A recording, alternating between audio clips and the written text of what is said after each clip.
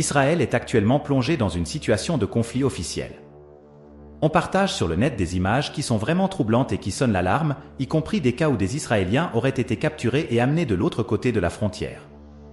J'ai choisi de ne pas diffuser ces vidéos sur cette plateforme car elles sont extrêmement choquantes.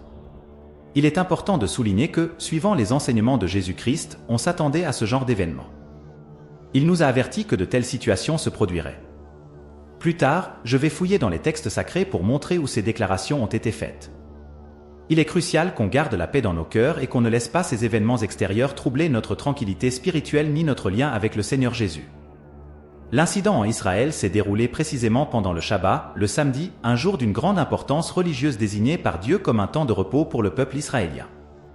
Ce jour-là, il est dicté qu'aucun travail ne doit être effectué, une coutume qui se maintient chez les Israéliens jusqu'à aujourd'hui. Le respect du Shabbat est le reflet de l'adhésion à l'ancienne loi, puisqu'ils n'ont pas reconnu le Messie.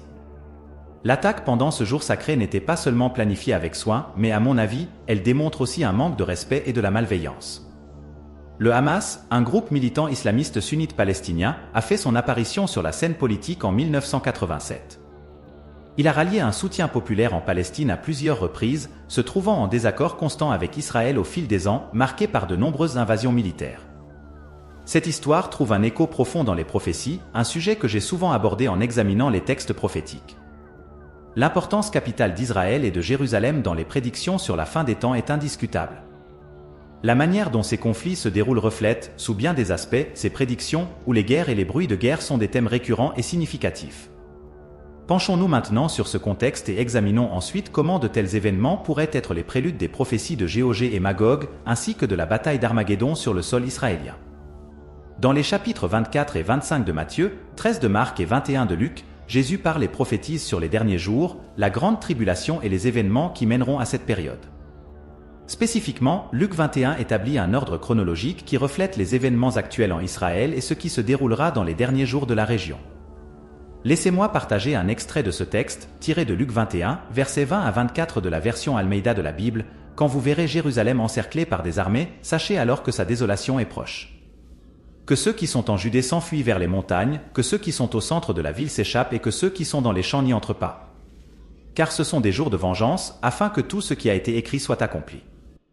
Malheur aux femmes enceintes et à celles qui allaitent en ces jours-là, car il y aura une grande détresse sur la terre et de la colère contre ce peuple. Ils tomberont par le fil de l'épée et seront emmenés captifs parmi toutes les nations. Jérusalem sera foulée aux pieds par les gentils, jusqu'à ce que les temps des gentils soient accomplis. » Ce passage, bien qu'il ne décrive pas la situation actuelle, évoque une Jérusalem assiégée par les armées.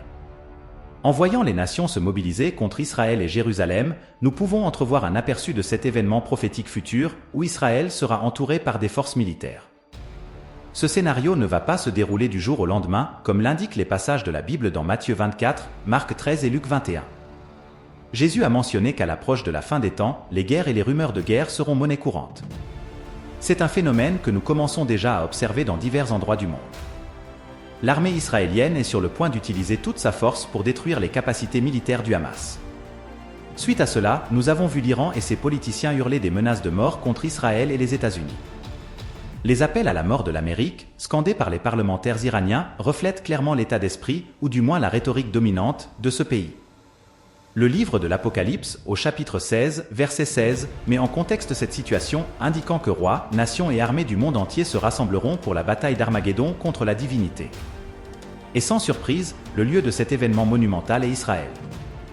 Ainsi, cette situation donne un aperçu des difficultés à venir à l'horizon.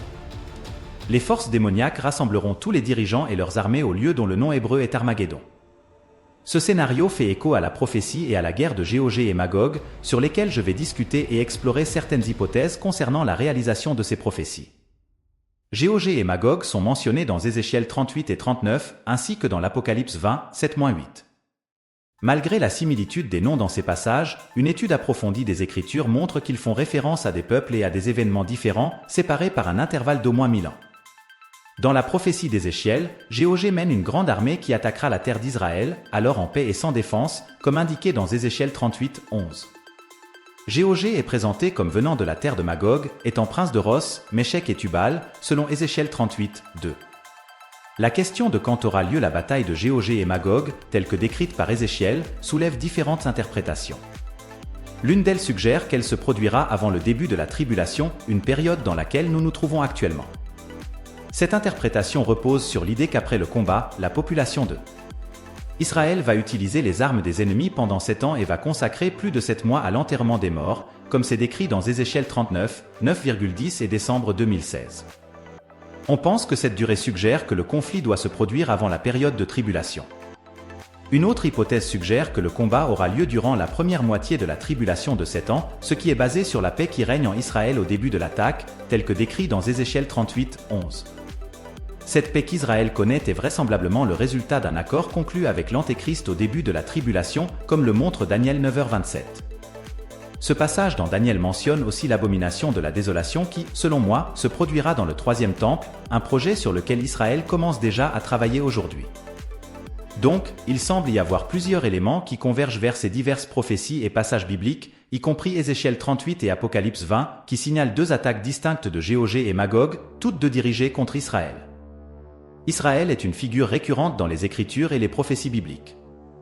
Ainsi, lorsque des événements significatifs se produisent en Israël, ils ont une importance prophétique, quelque chose qui mérite notre attention spéciale, surtout pour ceux qui étudient les prophéties bibliques. Il est essentiel de se rappeler que, selon les Écritures, Jésus reviendra sur le mont des Oliviers pour vaincre ses forces maléfiques. La bataille d'Armageddon, un autre affrontement contre Israël et Jérusalem, se déroulera également en Israël, où Jésus revient pour défaire ses armées maléfiques une fois pour toutes, au moins dans cette chronologie. Après cela, la bataille finale de Gog et Magog est décrite dans Apocalypse 20, après le millénaire du règne de Jésus-Christ. Ainsi, les prophéties semblent progressivement se concrétiser. Gardons nos yeux fixés sur Israël, car des événements majeurs se déroulent. Prions pour que le peuple d'Israël reconnaisse Jésus comme le Messie. La bataille initiale de Gog et Magog, telle que décrite dans Ézéchiel, marquera le début de l'ère messianique pour eux. Cependant, ils ne reconnaissent pas encore Jésus-Christ comme le Messie. Il est crucial qu'ils réalisent la véritable identité de Jésus comme le Messie avant d'être trompés par un faux Messie. Prions donc pour Israël, pour sa protection et pour qu'il trouve la rédemption en Jésus-Christ, tout comme nous espérons que tous autour du globe trouveront le salut à travers Jésus-Christ. En revisitant Matthieu 24, 6-7, nous voyons Jésus-Christ éclaircir les rumeurs de guerre et de révolte à venir. On entend souvent parler de guerre, mais ne paniquez pas. Il faut que ces choses arrivent, mais ce n'est pas encore la fin. Des nations se dresseront l'une contre l'autre, et des royaumes contre d'autres royaumes.